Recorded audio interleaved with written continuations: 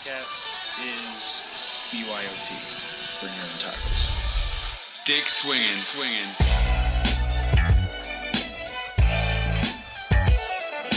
You're listening to American Slacker Podcast We can say fuck.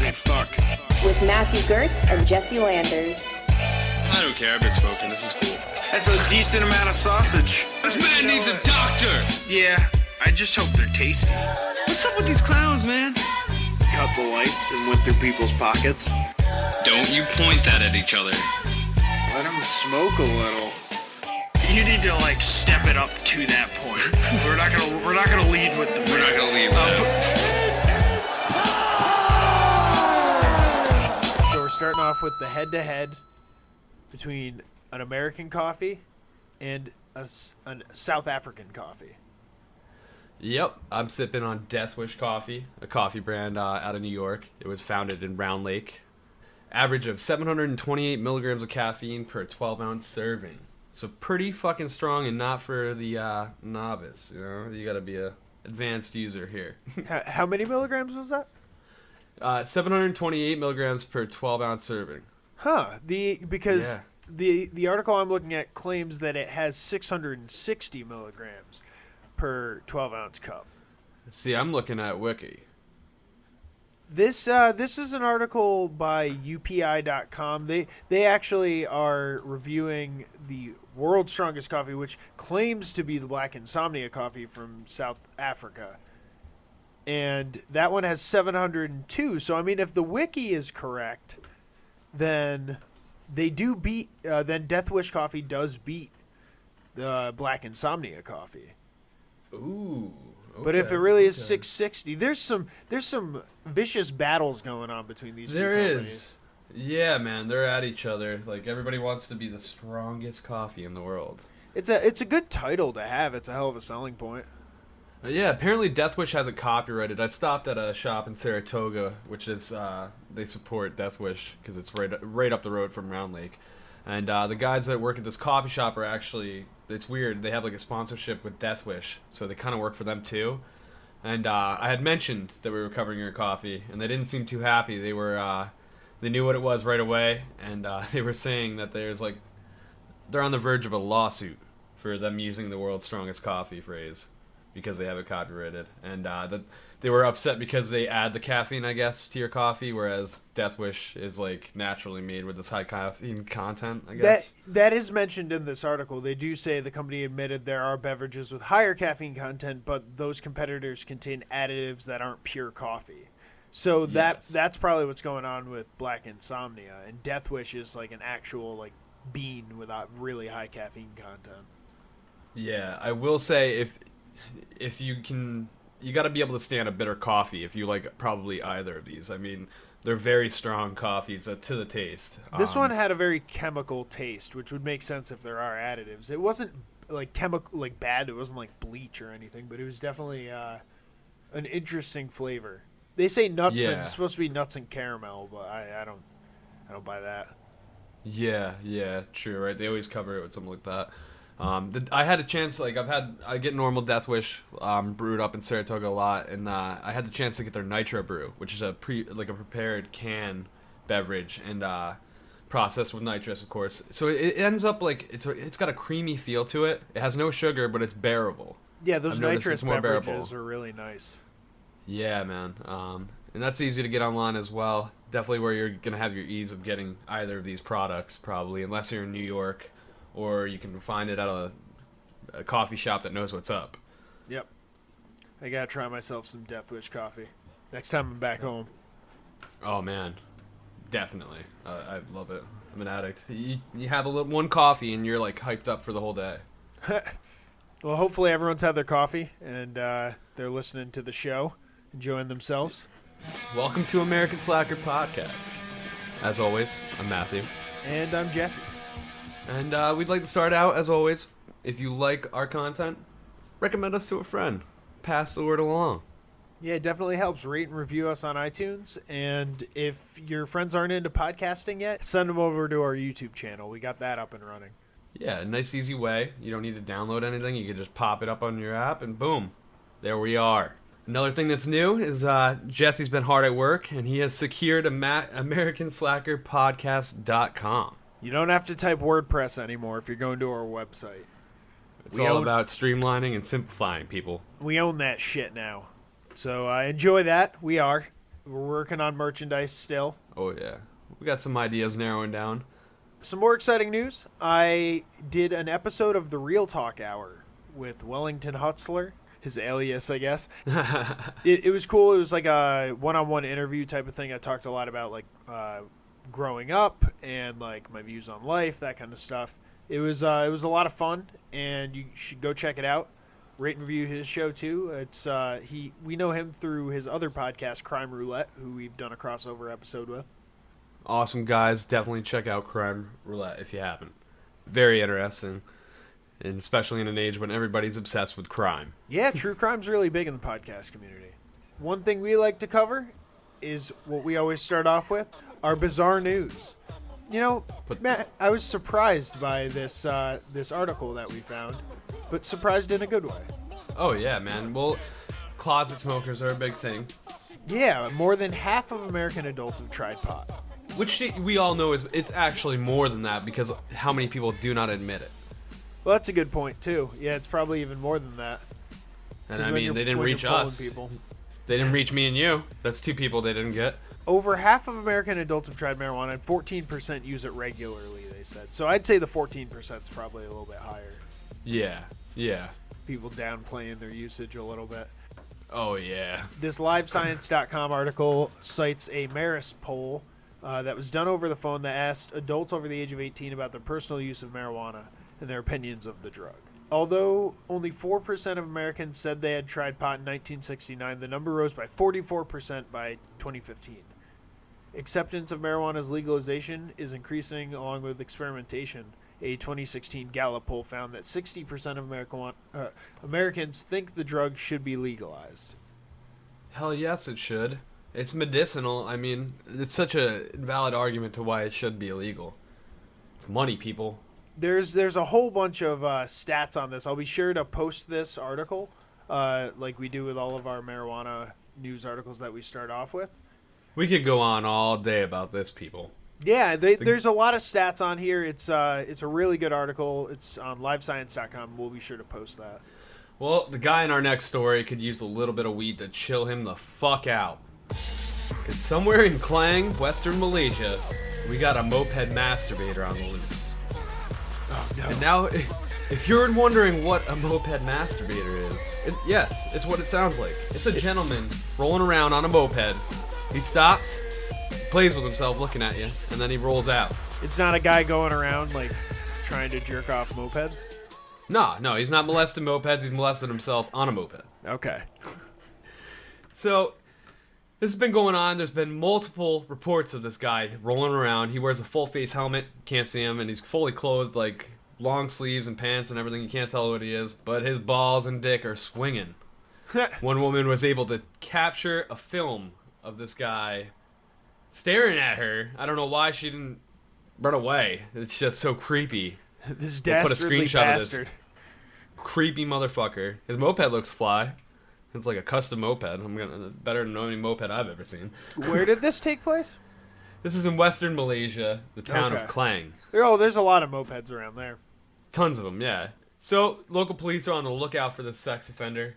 They have no idea who he is because of the helmet. It's making it difficult to identify him. And also, nobody's been able to capture the plate of the moped.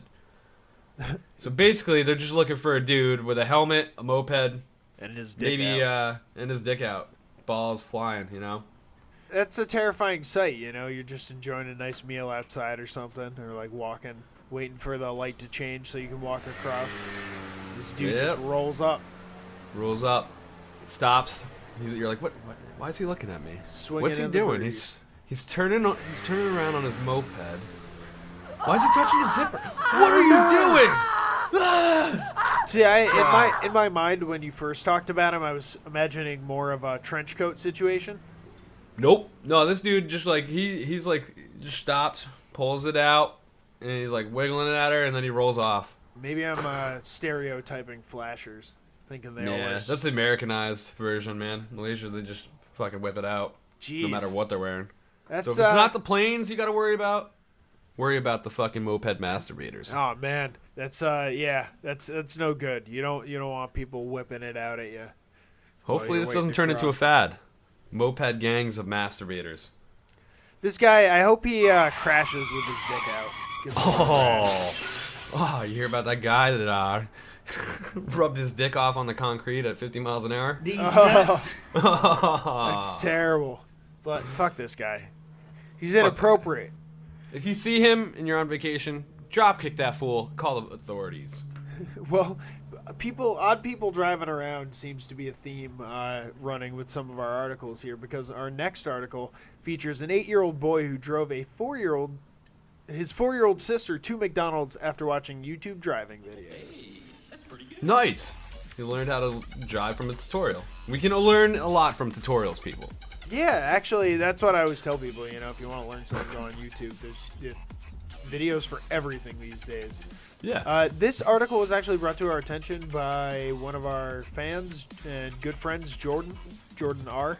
And thank you for this Jordan, because it's right up our alley. And although it doesn't involve nuggets, it does involve this 8-year-old having a craving for hamburgers.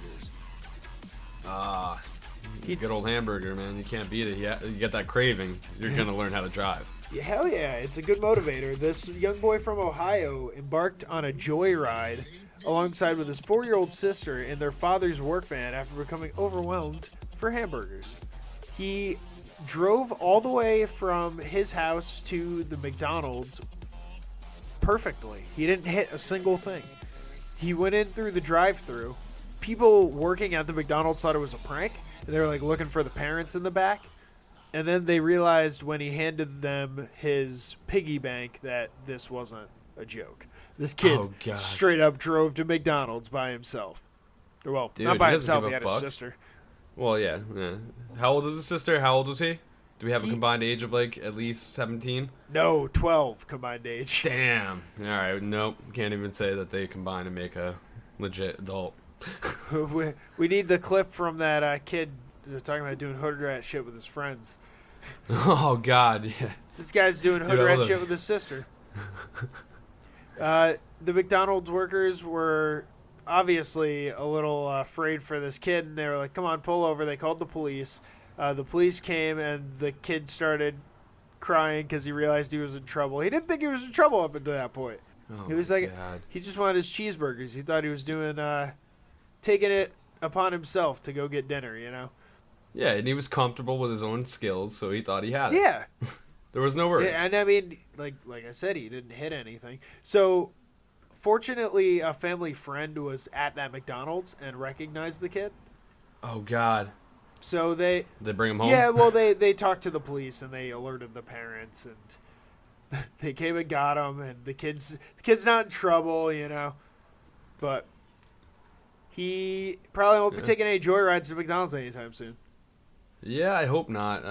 That's not exactly safe. I don't want to be cruising and see a fucking 5-year-old cruising next to me in a minivan. He just gives you the head nod. You're like, what the fuck? He's bumping music. You're like, what is this kid doing? Right? And he just swerves you off the road. And I need new tires on my car. Yeah, is that who hit you? It was an 8-year-old going This is to the kid that fucking cost me my tires. That's who it was? I wanted a goddamn hamburger. It cost me hundreds of dollars. That was must have been on his second venture. At least you got your burgers, kid. What a freaking loser! You're determined by hunger. That's how it works. Yeah, hunger will make you do anything. You get hangry, man. Ooh, there could be trouble on the horizon. Well, our next story, there's no way to even transition to this. It's a fucked up one. Now, Matthew Herrick had met his boyfriend on Grindr. It's a popular dating app for gay and bisexual men.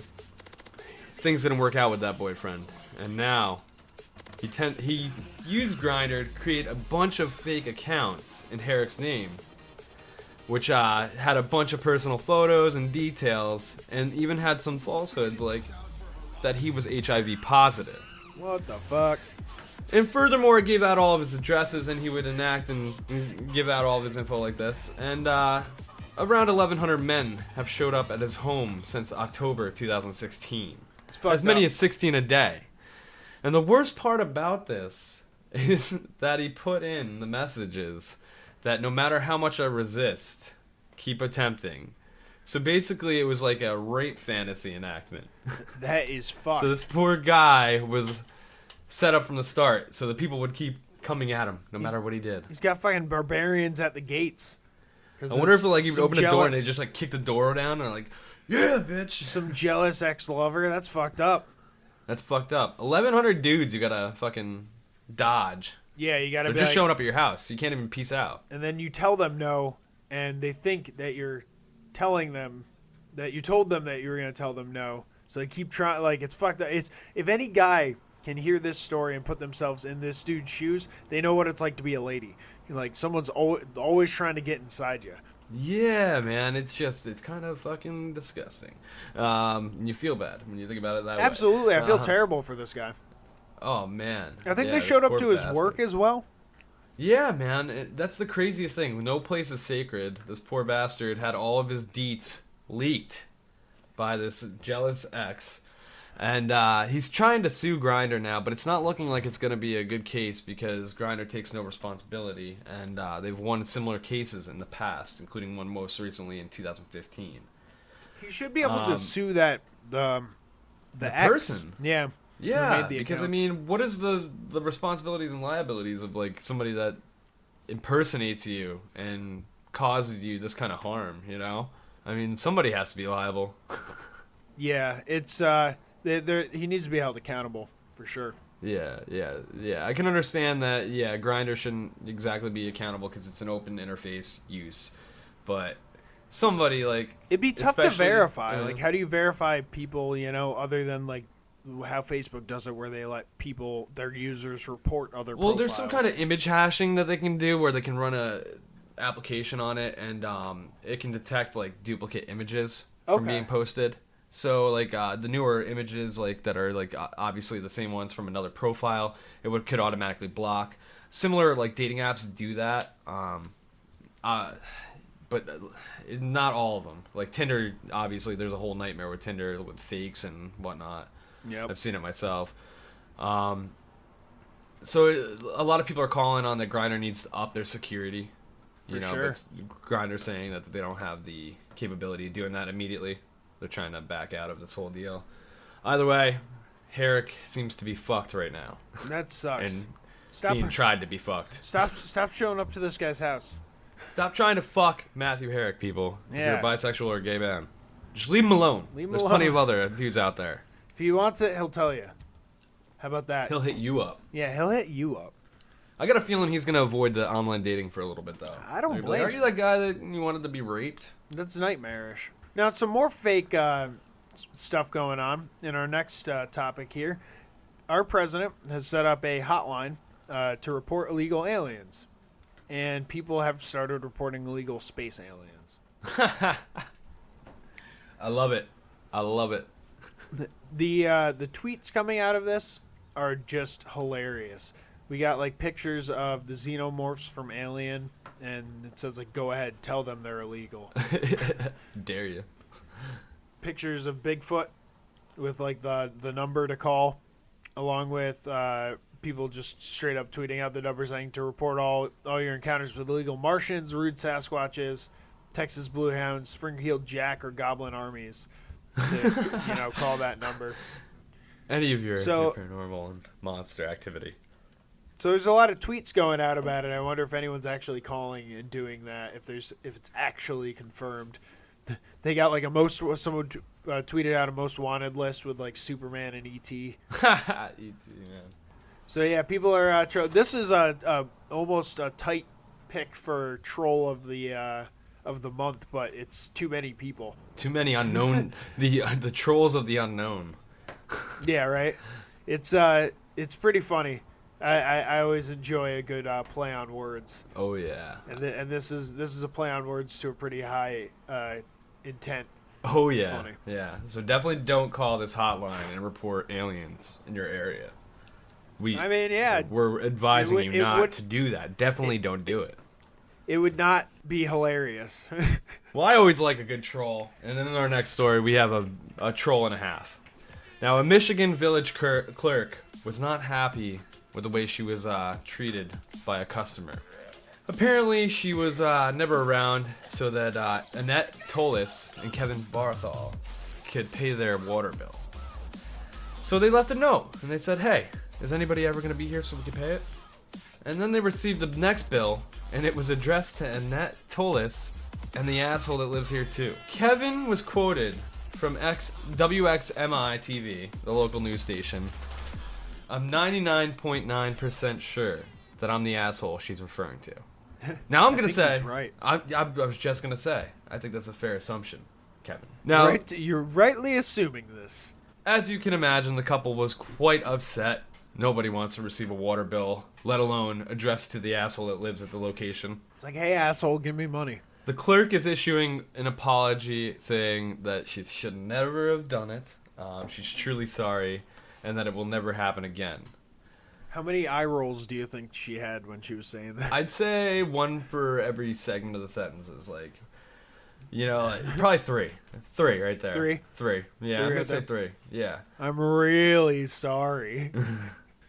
I won't do it embarrassed. again.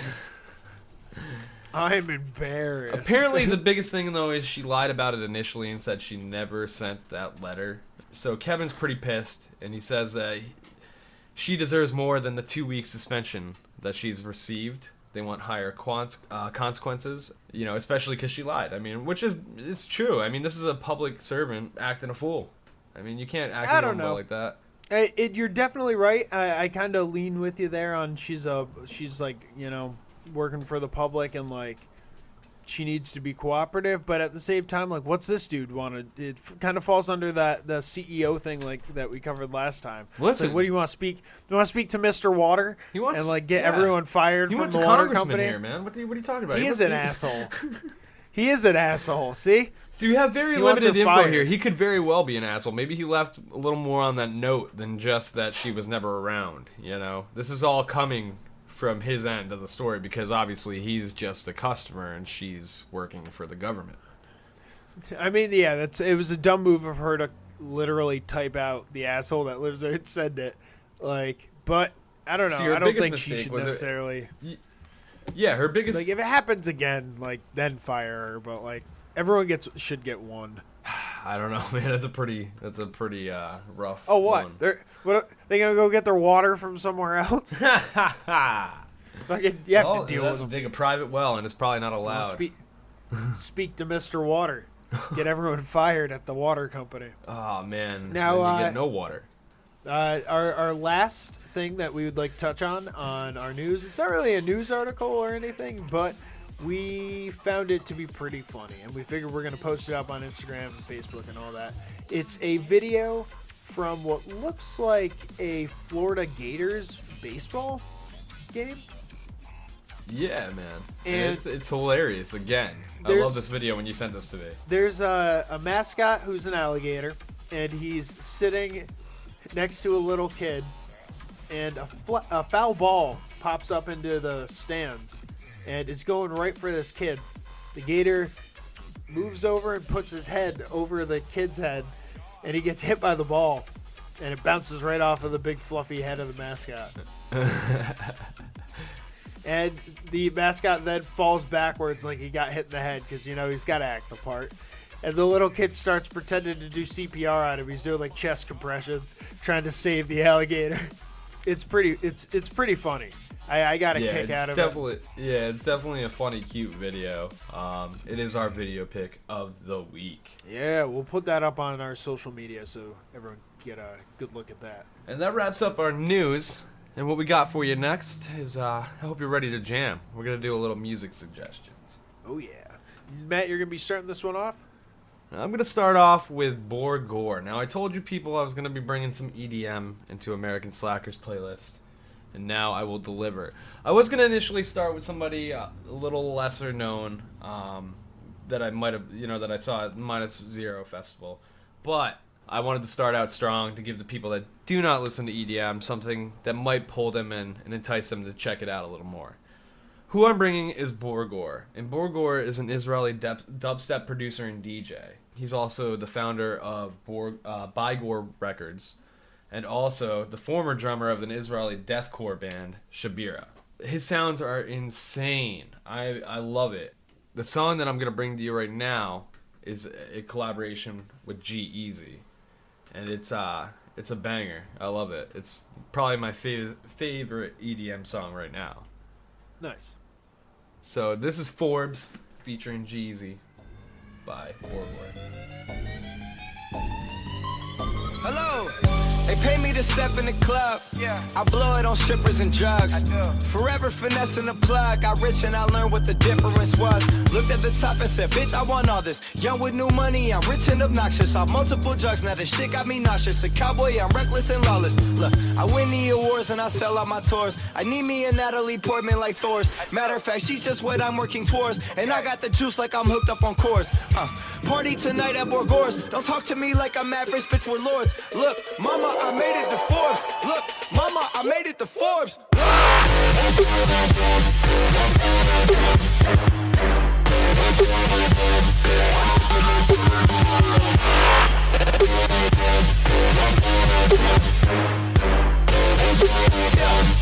mama, I made it to Forbes.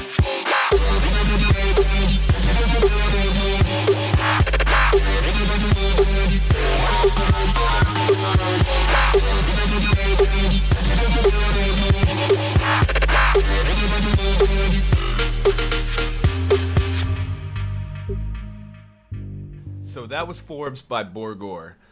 One of my favorite artists right now in the EDM world. If you know him, I'm sorry that I brought something that you already heard. If you didn't, you're welcome. Well, if you know him, you'll love him. Hopefully you checked it out. Yeah, man, I'm a big fan. Like, I'm always pumping his tracks.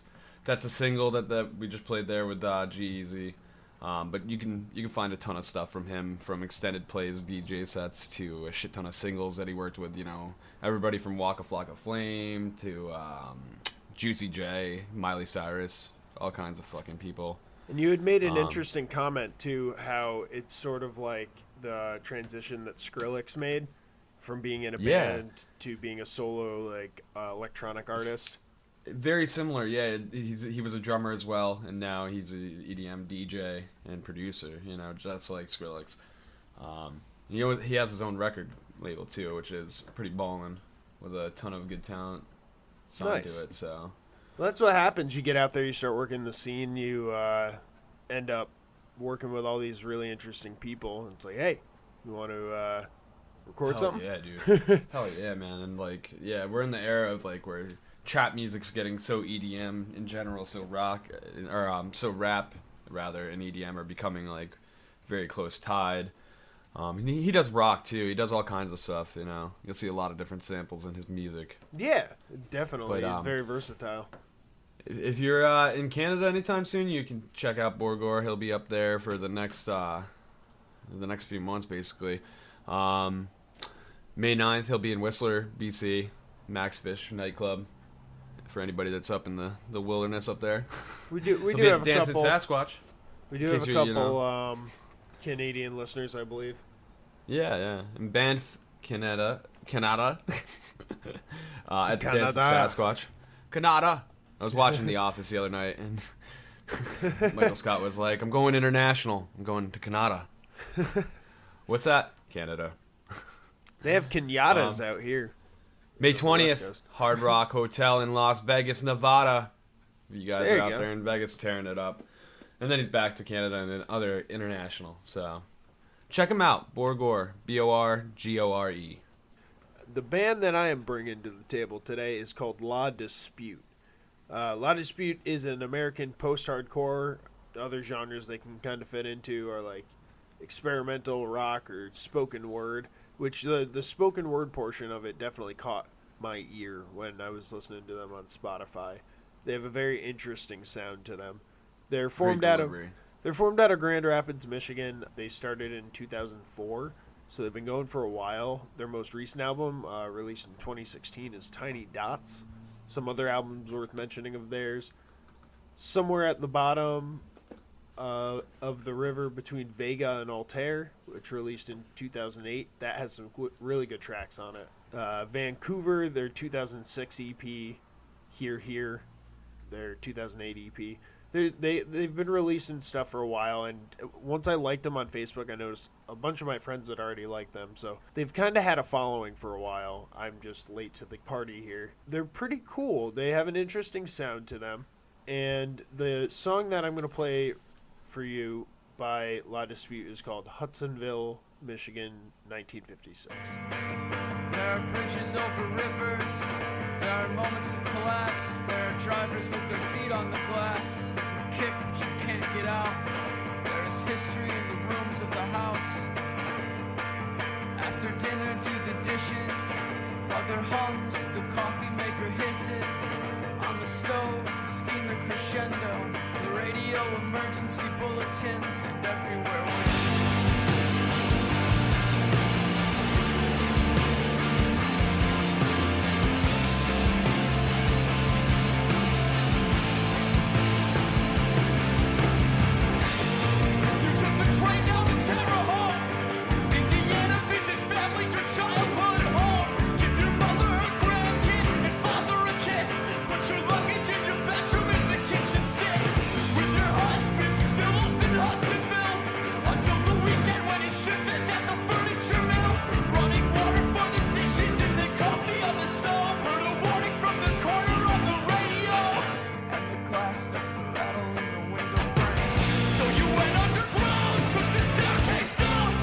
So that was Hudsonville, Michigan, 1956 by La Dispute. They have an interesting sound. That track specifically was very like spoken wordy. Yeah, I really like them, man. Like we were talking, anybody that's a fan of Thursday would definitely dig them. Yes. They're classic like Thursday influence, like which you told me they were literally trying to achieve that sound. They love Thursday themselves. And they really did a good job of taking that sound and making it their own. Yeah, they have an interesting mix-up of, like you said, Thursday, and then there's some other bands that come to mind. And they kind of, I want to say like Armor for Sleep in a way. With Yeah, like Me Without You. There's quite a few that they remind me of. Yeah, so I liked them, and I'm definitely enjoying listening to La Dispute. They're not touring nearly as much as Borgore. They're doing one show at Bloodfest in Howell, Michigan on May 27th. All the blood. So they're in their home state. So that's always a good show whenever you can catch a band playing like where they're from. Yeah, So they do it up extra hard. It's like seeing Bayside in Long Island. Yeah, right. Fucking, oh yeah. But yeah, these artists that we cover are always added to the Spotify playlist. Search American Slacker Podcast on Spotify. Matt curates that list for us. I Keeps curate it all it so up to hard. date. So hard. There's a decent amount of music on there now, right? Yeah, we're above 2 hours now of solid jamming. We could be up almost to 3. I don't have the numbers in front of me, but we're getting there. We got quite a selection and a variety for you people to put on in your car on the way to work, while you're working out, whatever. Trying to It'll, give you get in the multiple avenues of content here, so you can have American Slacker when you're listening to music, when you're listening to the show. Head on over to our brand new website, which we mentioned before. Oh yeah, AmericanSlackerPodcast.com, in case you didn't catch it. But yeah, that's what we got for music suggestions. We're moving on to technology, I believe. Now we're gonna feed your tech need.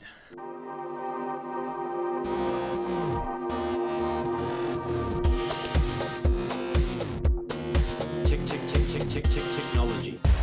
First off, we're gonna start out with a mix of technology and biology. And what we have found here is that an accidental discovery of a certain caterpillar, it tends to eat plastic. And what we have here is the Galleria melanella, which is also known as a waxworm. They're typically used as fish bait, and they're also known to like beekeepers as a parasite pest. That they'll lay eggs in hives where the offspring grow and feed on the beeswax, costing all the work that these beekeepers are doing. Hence their name, waxworm.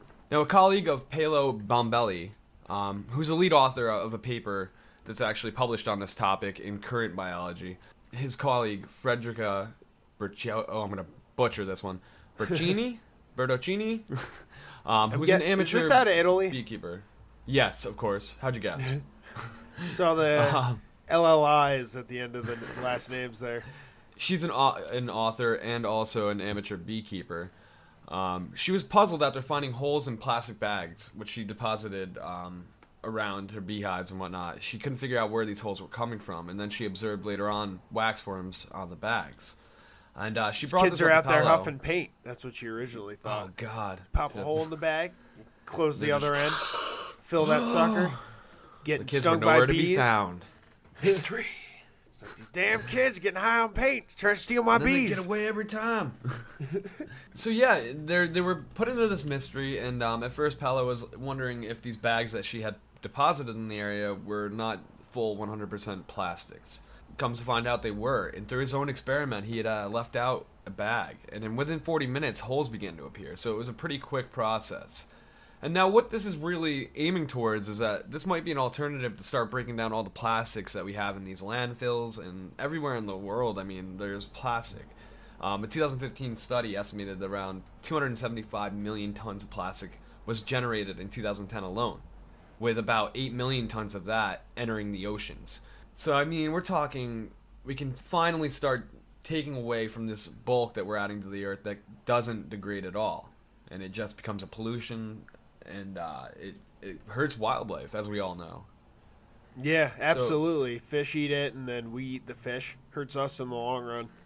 Yeah, man, an organic alternative to what we can do with this plastic instead of recycling it. And, you know, the recycling aspect, it adds, you know, more shit to the ozone and atmosphere for us to breathe in. So, I mean, this is a completely organic way where the worms will take care of the process, and it won't be anything like our human processes of further fucking shit up. Yeah, right? It's interesting to see something that takes an inorganic material and breaks it down, makes an organic material. Yeah, man. It's Gotta get in the just waxworm the solution business. we need. Yeah, man, definitely. Yeah, people, you heard it here first. The waxworm gold rush. Invest all your money in waxworms. Get them. Buy them up by the thousands. Buy waxworms. We got worms. We got waxworms. Coming at you. They're gonna save us, these little fuckers. So what we're headed to next, maybe this will be a way for people to cut down on plastic. I know a lot of times people go out and get coffee, and it'll be one of those little disposable cups with the plastic lid. So there's got to be a lot of those plastic lids sitting out there. Starbucks has come out with an interesting gadget called the Ember Temperature Control Mug. Ooh. So this Coffee addict. I'm listening. This isn't your typical just wash and dry and set to the side thermos that you bring your coffee around in. This Ember Temperature Control Mug has multiple features that lead to a better coffee experience. Ooh. It has a push-to-open leak-proof 360 lid, patented microprocessor-controlled heating system to keep your coffee God whatever damn. temperature you'd like it to be. That's a fancy-ass coffee mug you got there. It's got a high-capacity battery, a rotating temperature dial, and a hidden until lit display. And it includes a charging coaster. Will it charge your devices? Because, I mean, I feel like this thing can do anything. No, unfortunately, I don't think No battery backup. I don't think it doubles as a power pack, but Next model. the reviews on it are pretty good. I only saw a couple bad ones. One person said that theirs kind of broke, but I'm sure that they could get that replaced. There's got to be some sort of warranty if you only recently bought it. Another person said that they gave it 1 star because they said there was a similar product for like a third the price on Kickstarter. Okay. But this one's pretty sleek. Yeah, as I'm sure. I mean, they make a hell of a product. Like, especially that LED display that's like, it vanishes if it's not like being used, but then as soon as you try and change the temperature or whatever, then it appears. I kind of appreciate those little touches. Yeah, user friendly especially. Now, I know I haven't told you the price yet. Hit us with it. It's $150. Holy shit, that's the most expensive coffee mug I've ever heard of. Hopefully it'd be the last one you ever need, because that is really expensive. Yeah, it might be worthwhile though if you're tired of your coffee being cold as shit right away. Well, yeah, I mean, your taste of your coffee can definitely vary as it like gets colder like over the course of time, you know? Yeah. And that no one really wants that. It's nice to be able to keep your shit like a good drinking temperature. Yeah. Not too hot. not too $150 cold. is pretty steep. It is, but you know, if you're a coffee aficionado, you might want to just spend a little bit and get yourself something that's going to improve your life. Invest, treat yourself, Treat yourself. and help the environment because that all that plastic. It maybe go get yourself like a $20 one if you're not gonna invest in the self-heating Starbucks Ember temperature control mug. I thought it was kind of neat, and anyone who has that kind of cash to throw around might be interested in it. Hell yeah. And you're making less work for the waxworms down the line. Yeah, come on, they're trying to save us. You gotta give them a break where you can. Now the next thing we're going to talk about is the Raspberry Pi. The Raspberry Pi is it's a small single board computer. It's like a little chip. It's an enthusiast chip technically, developed in the UK by Raspberry Pi Foundation, and it's basically it started out to promote the teaching of basic computer science in schools in developing countries, and it became such a highly renowned thing that people were making everything out of. I've seen everything from like a pocket-sized Linux-powered laptop to it runs arcade cabinets, animatronics, and robotics. Just about anything you can imagine because you can chain these together. What it is technically is it's under $40 for the higher model, which is the Raspberry Pi 3 Model B. Basically, it's a small little chip. It'll have a USB hookup, a micro SD port, Wi-Fi capability, Bluetooth capability, and it already has memory and RAM built into it. So it's really a small project that you can make anything out of. And like I said, you can get it on Amazon, eBay, any type of online store that has electronics, and possibly even any small electronics shop that might be in your town. Now, the thing we're going to highlight with the Raspberry Pi is we're going to be putting up on our Facebook a small project that we had found where you can make a classic Nintendo system with a Raspberry Pi, including you can buy the retro matching controllers online, which are really nice. And if you don't want to do that, if you have a PS3 or PS4 controller lying around, they'll hook up Bluetooth, so you can just use that. And these things are pretty easy to program. There's a ton of communities online. And we'll post the community with the article that we have here, which is basically a step-by-step what you want to do, and how much it's going to cost you. I'll put a communities link up there that'll show you, the variety of things and troubleshooting. It's amazing. People love these things, and from what I've seen, the communities are really great at helping you out. If you have an idea and you're curious if you can do it with this, they'll let you know right away what's going on. And we're talking computer geniuses use these, so you got all kinds of people that are just lingering, waiting to fucking see what you're doing. That kind of tool that's so versatile. The little Raspberry Pi it's good for beginners and it's good for experts. Oh man, because you can do a lot with it. Yeah, you chain them together and you can make a supercomputer. You can do insane things. I've seen things like mouse traps powered by these actually. So you can make a drone. Yeah, exactly. You can make a drone out of them. You can make cameras. There's actually a few companies that use these to make digital cameras. A cheaper alternative camera versus using, like a Samsung motherboard or whatever. And basically... It's cool. Yeah. You feel like old Tony Stark. You can just pretty much make anything you want. Yeah, you don't need to know how to solder, computer chips or anything. You basically get it and you plug it in. You can, add memory to it with a micro SD card. And then you just plug it into your computer and you program it there. And then you add what accessories you need. If you're going to do a camera, throw a lens on there. Oh, yeah. Infrared. You can get infrared camera hookups pretty cheap. Amazon, go check it out on Amazon for sure, because you'll see the variety of casings and screens and cameras and all the fun shit you can do with this thing by the kits that you can buy. You could buy the basic make Pi. A cell phone. You could buy the kit that's already ready. Yeah, you can make a cell phone out of it. No joke. He's not kidding, people. Shit's crazy. Yeah, it's literally a very interesting project. And if anybody knows the Kodi box, or has a jacked up Fire Stick, that runs Kodi or XBMC, you can do that with this, and you'll end up with a more powerful unit to actually stream TV or, stream movies and TV in general from websites. It's legit. They're so cool. Yeah. They make you into little tech superheroes. Hell yeah, if dude. you know what to do with it. Yeah, and it's very simple to figure out what to do. we'll be sure to post the instructions on how to make it into an NES. Yep, we're gonna post this whole article on how to turn it into an NES, and I'll link a troubleshooting community that'll just in case you want to browse around there too.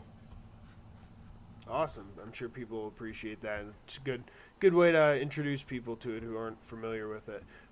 If you want to, not have to pay for the next iPhone that comes out, make yourself a fucking iPhone.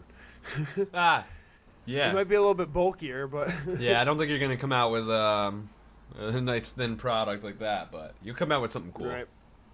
Yeah, definitely. And the reason I bring this up, rumor has it, iPhone 8 rumors are beginning to swirl in the news. Oh boy, here it comes again. They just released one. Yeah, I mean, it feels like the 7 just came out. It has been a little while since the 7 premiered. The 8 is an inevitability. That's what happens with Apple. Oh, yeah. 9's already designed. I wonder if they're just going to stick with iPhone as the title for the entirety of it. If they're going to break away from it, or if we're just going to have iPhone 100. Dude, can you imagine? I could see them just keeping on the legacy, because I mean it's been around, and it really started the whole smartphone craze.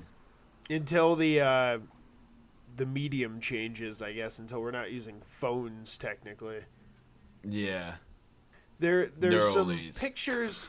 There's some pictures that have leaked from a person who is at a convention at Foxconn, and they have shown in these pictures dummy version of the iPhone 8 supposedly. Okay. Now, does it seem to look different, or is it very similar in design?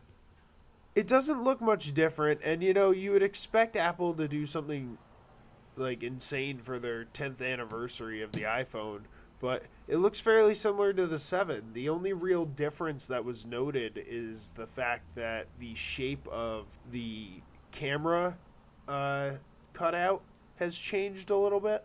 Okay. So like right now on most iPhones it's a circle around the camera. This one is more, I guess, I want to say like oval shaped. Huh, I wonder if it has something to do with the type of lens that it has, if it's a wide angle or what the hell's going on Could there. be. That's cool. And I know that sometimes they'll add extra lenses on there to give it more depth. The iPhone 7 had that portrait mode. Yeah, that everyone's going crazy about. Yeah, people love that. They were rating that high just for that. All about those selfies, baby. Right. The hardware features on this dummy version of the iPhone 8, supposedly. This is all rumored, people. I don't want to confirm that this is the iPhone 8, but because even this article that I'm reading says, no confirmation here, but someone on Twitter. And if you want to go on Twitter and check out the pictures, it's at Venya Geskin1. That's VenyaGeskin1. And you can look at the pictures yourself. The hardware is very similar to the 7. It's got the same volume buttons, rounded angular design, power switch. And they said it looks like it's been lengthened and extended down the side a little bit. Okay. The power switch. So there's very minute, details that have been changed. Yeah, it's probably major. Internal. Internal, it's probably a bit different. That's what they generally do. That's what I'm hoping for, They pretty much... How many times can you redesign a fucking rectangle? I know. Before you got it. It's like you can't do any better. You can move a camera an inch or something and, to make more room inside. That's probably what they're doing, having more, things. It's not so much the exterior. It's probably more the interior, being able to put in better hardware. Yeah, I mean, since software. The 4 to 5 was the biggest jump that's happened in a long time, and the last significant jump in actual physical appearance of the iPhone. From the 5 on, it's been very similar features between the regular 5 and then the 5 Plus, getting bigger, but yep, yeah, they have bigger or smaller. It's like, which do you want? Yeah. It's the same one. You want the mini tablet? You got it. So yeah, that's go check out Venya Geskin 1 on Twitter and see for yourself. And if this is a correct prototype, we will release as soon as we figure out that they're releasing it. If it's correct. Yeah. And if not, Confirmed that. we'll fix our mistakes. Right now we're just looking at people's Twitters. Yeah. Trying to be ahead of the game. And you know who else is ahead of the game? As always, Elon Musk, a man that we will not end technology without talking about. Tech's bad boy. Now, we've talked about Neuralink lately, one of his most recent companies and startups, with the Neuralace project, which we all hope to happen soon. But what he's also been up to is opening yet another company, The Boring Company. Now, The Boring Company is taking aim at routing traffic in different ways and coming up with alternatives in transportation, as we all know Musk likes to do. Now, it's all about digging and boring into the ground, and what he's planning to do is make tunnels and vast networks under cities so that we can alleviate this traffic that's going on, let's say LA to start with, because that's where he's out in. Yep. So in February, he was looking to purchase a used heron-necked boring machine. And what they are is it's about 26 feet in diameter, 400 feet long, and 1,200 tons of a giant fucking boring machine. So shit's crazy. It's not clear if that's the one that he has now, but one has showed up at SpaceX bearing the Boring Company logo, and it is a monster. And Elon decided he wants to do a test run in the SpaceX parking lot. Now, what he's planning to do is go about 50 feet down into the ground and make this hole real deep so that he can start digging horizontally in order to avoid disrupting any gas or sewage lines or electric. So he'll be deep enough to get away from all that, and also while maintaining integrity to the the ground, so that nothing collapses. When you go a certain depth, you'll be able to maintain it. I was gonna say, man, earthquakes are a little freaky. Like putting holes and tunnels in the ground like that. Yeah, in Cali, especially, Oof. where the plates are fucking shifting. I was gonna say, even with the reinforcements on tunnels and stuff like that, I'd still be a little concerned. Yeah, man. Yeah, who knows? I mean, he has the best engineers in the world at his call and will. The video. Maybe he'll put the entire thing on a suspension track. Haha, you never know, man. The video concept that he unrevealed was pretty fucking modern and futuristic. It's basically you pull up at you'd pull up to your paralleling, and you'd pull onto this metal flatbed type deal, and it would lower you into the ground into these tunnels, and your car will stay on this flatbed type thing, and it runs on a track system, and it'll achieve speeds around 124 miles per hour. So it's not your car getting your car's not getting any wear and tear by doing this, which is the great part. And the automated pop in an part, e-brake and make sure you downloaded some of your Netflix. Make sure you hit that e-brake for sure. You don't want to fly the fuck off this thing. Get smoked by the next fucking car coming through. Right. I wonder if they'd have wheel locks. You drive them into place. That's what I'm wondering, or maybe a magnetism and something going on. Oh. I can only imagine the future design of this. There's not a whole lot because it's still a project that's in the it's just being talked about. In design. Really, right now he's more intent. He's intent on redesigning these boring machines so that he can achieve better distance. Which you gonna try to make it more exciting? Yeah, well, bore bigger and faster, baby. I figured, he's these boring machines are way too boring. We need to make them more exciting. Boring shouldn't be boring. I don't know why I made him Russian. I know, I and picked up on it. Yeah, it's African. more calm. Boring would be, Australian in a way. Yeah, very subtle. British. Very subtle, yeah, UK, Australian mix.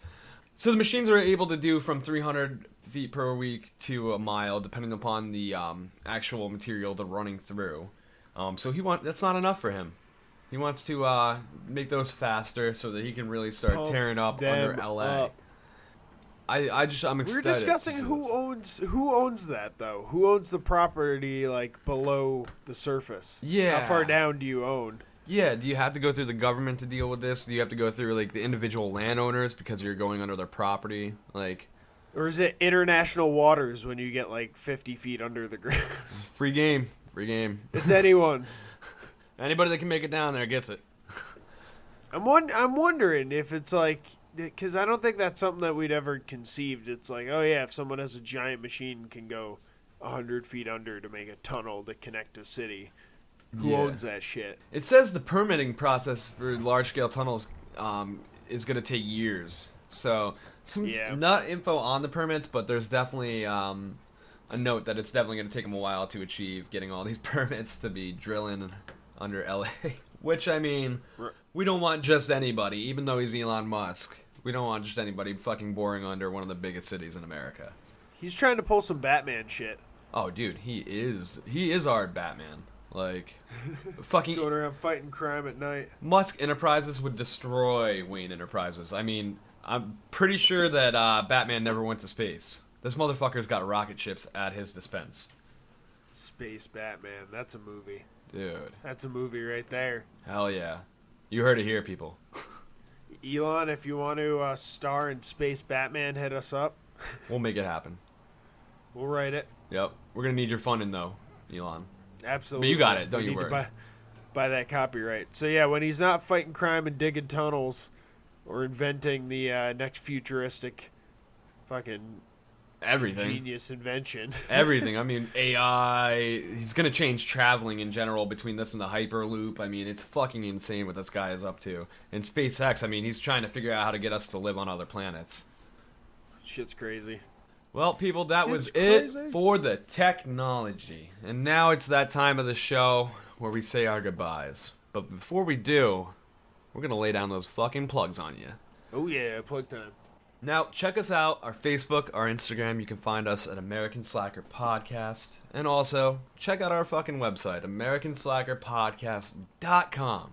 God, that feels good. Yeah, right? You can also email us at AmericanSlackerPodcast@gmail.com. We're on Twitter and Reddit at AMERSLKR Podcast. That's AMERSLKR Podcast. We also have a subreddit now. If you can subscribe to that, the subreddit's called American Slackers. So if you want to check out some news, we're getting that up and going. Rate and review us on iTunes. Please tell a friend. And if they don't listen to podcasts already, send them over to our YouTube. All of our episodes are uploaded there. If you're feeling the need to groove, get at us on Spotify. As we were talking, search American Slacker Podcast. You will find every single artist that we've featured on the show on there, with a few of their jams. That way you can get a variety of them. And please go check out our Patreon. We have some tiers of donation there where, you donate $1, you get a shout out to the show, and you become an official American Slacker. If you donate $5, you are officially a Green Team recruit, and you get to ask us a question that we will answer on the show. Any questions? There's going to be a couple more things going on. We might be adding some one-on-one interaction things, some Xbox game time. And on merch there. throwouts for $5 or $10. Yeah. So head on over to the Patreon, because the way we look at it, you give us $1 a month, and we put out 5 episodes. That equals 20 cents per episode for about an hour of entertainment per episode. Not that bad. Not bad at all. And you can also get at us on our Instagram and our Snapchats. My Instagram is MWG Media, and my Snapchat is Matty G from HP. My Instagram and Snapchat are one and the same. They're both Landers the Plane. Hey, that kind of rhymed. Ah, you slick fuck. You slick bastard. Poet, and I didn't know it. Alright, I'm shutting this guy down, people. As always, we fucking love you, people. Thank you for tuning in to this episode and any other episode that you might have tuned into. Until next time, that's it. There you go.